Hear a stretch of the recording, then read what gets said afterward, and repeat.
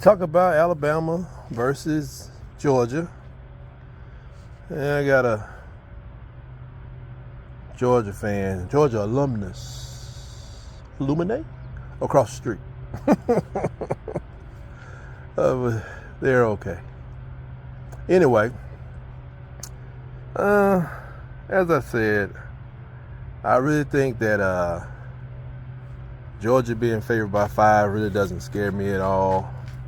Although the line did start at about 3, it's keep moving up. I'm rolling with the Tide. Roll damn Tide.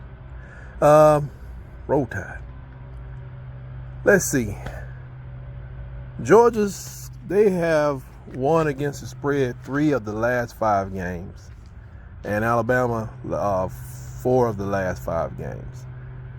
Over the season, Alabama is 8-4 against the spread, while Georgia has been 4 of 7.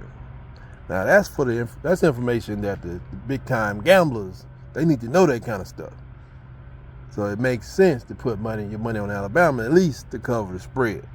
That could mean win the game or lose by less than 5. But that's not why I'm here. And also, that's important to people who believe in conspiracy theories like this guy right here. Well, I'm taking Alabama, but here are my concerns, I'll call them. Slow starts. There's no reason to hold back in this game. Coach Saban to me is a master of sandbagging. No matter how crazy it looks sometimes, I mean, he'll pull something out to win a game, but I think in this game, he'll let it all hang out because it's the end of the season. And if you have a bowl game to play later, there's a whole nother bowl season. You can put in more wrinkles later. But in this game, everything we've used this year, it's kind of be like that offense that Hugh Freeze ran against Auburn. I think Hugh Freeze just looked at every play that busted Tide coverage this year, and he ran them all. That's what it looked like to me, especially when it comes to the run game. He ran all of them. He said, oh yeah, Ole Miss did this and got 60 yards, and UCF got this, and whoever the other team was, they just put them all together and ran them back to back to back to back to perfection.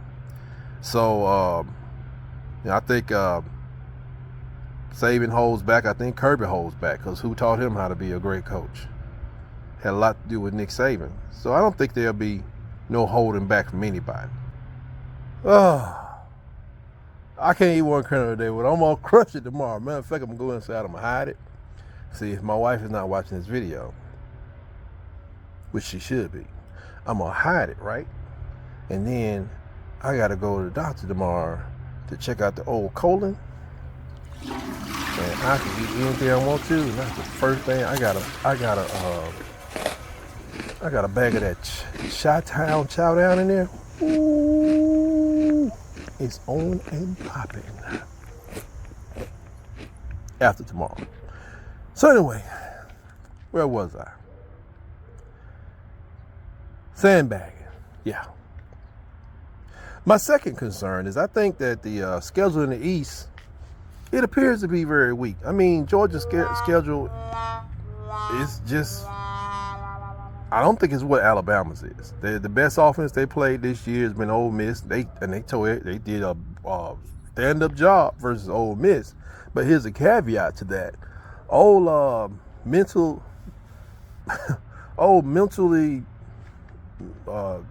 I guess a mental health denier, Coach Kiffin. I mean, he would gamble away cute kids' futures and opportunities of winning, going for it on 4th down. If I remember correctly, earlier in that game, he went on 4th down from his own side of the field, which is crazy.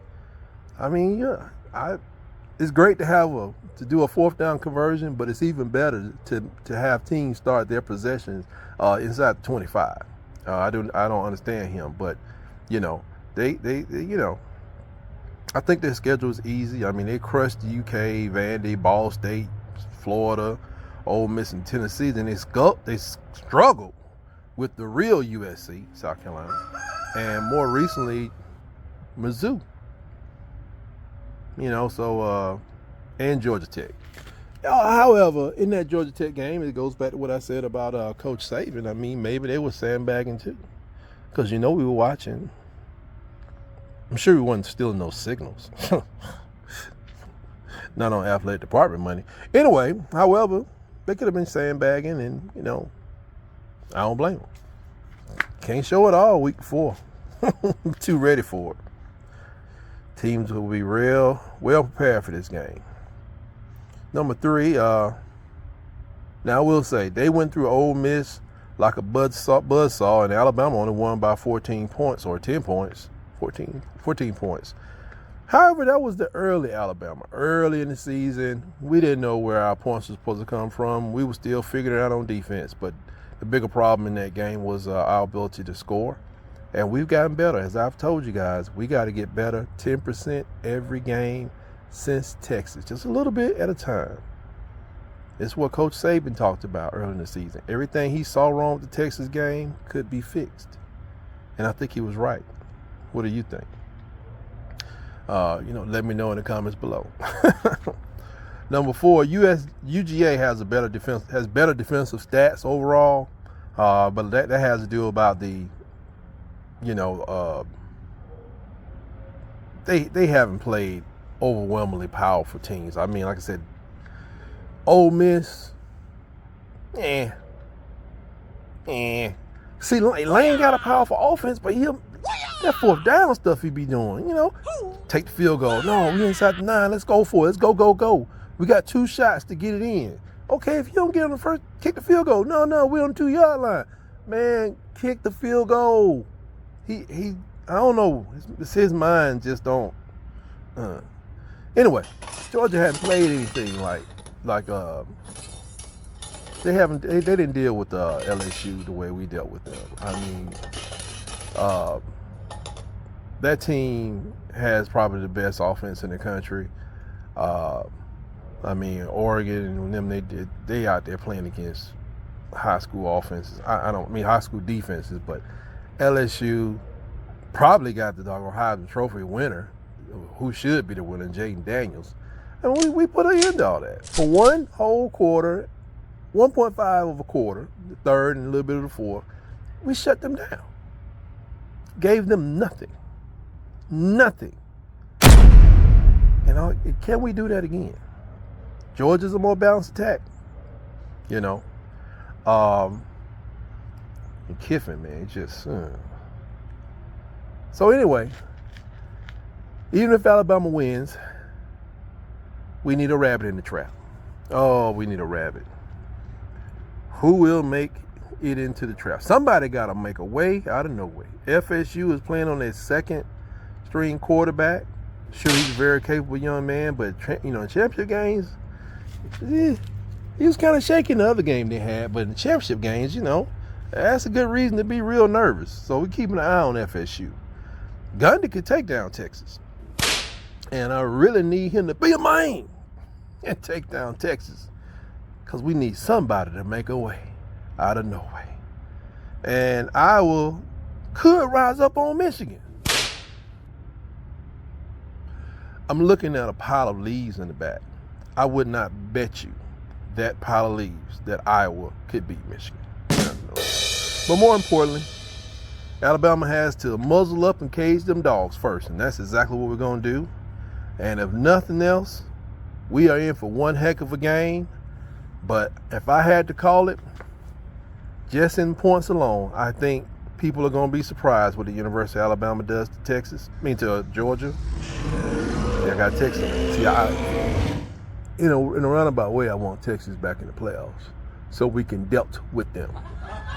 But anyway, I think people are going to be absolutely surprised what Georgia experiences playing against Alabama. I think we're going back to being as I stated before, we're back to being a power team. No more of that finessing around. Just to be honest, Georgia's playing with our style. I watch karate movies, y'all know how it goes. You know what I'm saying? the teacher, you know, goes there, had to put that pupil in check when they're on the same good side. When it's evil versus a good pupil, and usually the good people, you know, they go to another level. But no, Saban is a good guy. Or should I say, both of them are evil. No, but both of them, I think it'd be a good match, but I think we're going to be surprised. People think Alabama's defense is good. You're going to see how good they really are, because if we don't do nothing else, somebody else going to have to beat us. It's not going to be Bowers. He's going to get his. He's going to get his. He's going to get enough to make people say first round. But that's the first little check mark that you have to take care of in taking care of Georgia. And other than that, on the defensive side, straight bully ball. Straight bully ball, and I don't know if they have what they've had the last 2 years in the middle. I don't think they've had that. So I expect Alabama to go out there on Saturday and truly dominate. And with that, we will see, and I will issue you a big roll